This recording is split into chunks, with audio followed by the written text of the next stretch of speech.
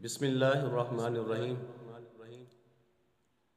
میرے اور آپ کے پیارے محبوب صلی اللہ تعالی علیہ وسلم نے ارشاد فرمایا کہ بلا شبہ تم سب میں بہتر وہ ہے جس نے قرآن پڑھا اور دوسروں کو پڑھایا۔ فرمایا تم سب میں سے بہتر وہ شخص ہے جو قرآن پڑھتا ہے اور دوسروں کو پڑھاتا ہے۔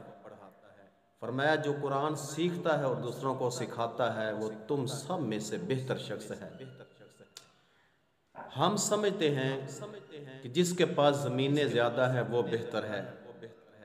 میں اور آپ سمجھتے ہیں کہ جس کے پاس کوٹھیاں بنگلے محلات زیادہ ہے وہ بہتر ہے۔ میں اور آپ یہ سمجھتے ہیں کہ جس کے پاس پیسہ زیادہ ہے وہ بہتر ہے، لیکن میرے اور آپ کے محبوب علیہ السلام ارشاد فرماتے ہیں کہ بلا شبہ تم سب میں سے بہتر وہ ہے کہ جس نے قرآن پڑھا اور دوسروں کو پڑھایا۔ فرمایا جس نے قرآن سیکھا اور دوسروں کو سکھایا۔